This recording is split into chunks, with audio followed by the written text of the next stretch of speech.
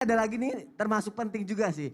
Karena kadang ketika kita menegur orang, kita suka maksa gitu. Maksanya seperti apa nih saat menegur nih? Ada nih. Pengalaman pasti Jamal suka seperti ini. Tapi akan dijelaskan sama Habib Usman. Habib mohon penjelasannya Habib. Ya akhir bismillah, ini menarik banget. Menarik, sangat menarik. Negor itu ada aturannya. Jangan sampai salah-salah. Mentang-mentang punya kekuasaan hancur. Iya. Bener gak? Ini pengen ditegur tapi nggak enak. Iya. Selalu lupa berdiri. Aduh. Oh, Ustaz Sam. Udah deh. Mas Soni, Ustaz Maulana. Bismillahirrahmanirrahim. Allahumma sholli ala sayyidina Muhammad wa ala ali sayyidina Muhammad.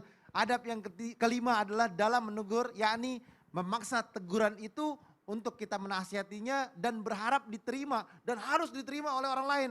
Jangankan kita, ya kan? Kita kalau ngelihat nih orang kalau negur tuh pengen orang itu tuh masuk omongannya, diterima, dilakuin. Nah ini nggak boleh zolim. Jangan engkau menasihati orang lain dengan mempersyaratkan harus diterima nasihatnya. Jika engkau berlaku memaksakan seperti itu adalah mereka orang-orang yang zolim, memaksakan segala sesuatunya yakni bukan pada tempatnya. Dan harus memperkuat daripada omongannya. Akhirnya apa? Akhirnya orang itu merasa tertekan akhirnya kabur.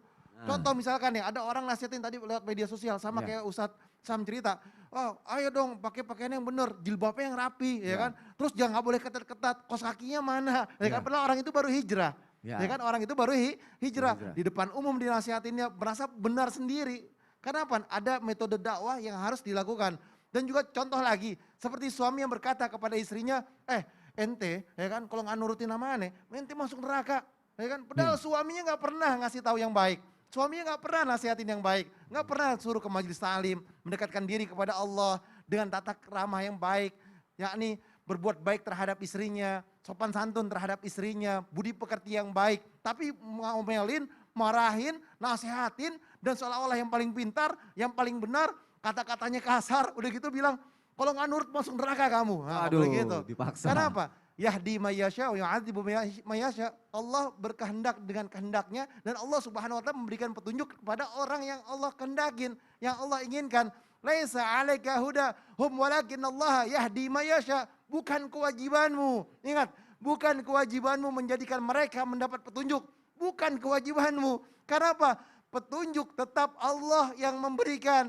Siapa yang Allah kehendakin dia bisa dapat. Siapa Allah yang tidak kehendakin dia tidak akan dapat. Jadi intinya adalah kalau Allah berkehendak dengan kehendak dan ridhonya, maka dipermudahkan jalannya. Kalau Allah mau berikan hidayah kepada manusia tersebut, maka dia akan mendapatkan hidayah. Kalimat yang tadi menarik. Kalau misalkan seseorang itu, Allah mau berikan dia petunjuk ataupun hidayah, maka Allah akan memberikan kemudahan padanya. Kalau kita nih misalkan udah dakwah ke sana ke sini, contoh ada orang yang lagi mabuk, ataupun dia lagi judi, dia lagi khamar dan lain sebagainya, kita nasihatin. Kalau misalkan Allah bilang kamu gak akan bisa kasih petunjuk sama dia, ya gak bisa. Sampai Rasulullah SAW ditegur oleh Allah Subhanahu Wa Taala, man ahbabta ya Muhammad, siapapun yang kamu kehendakin, yang kamu cintain, kamu mau berikan dia petunjuk dan lain sebagainya. Kalau aku nggak ridho ya nggak bisa.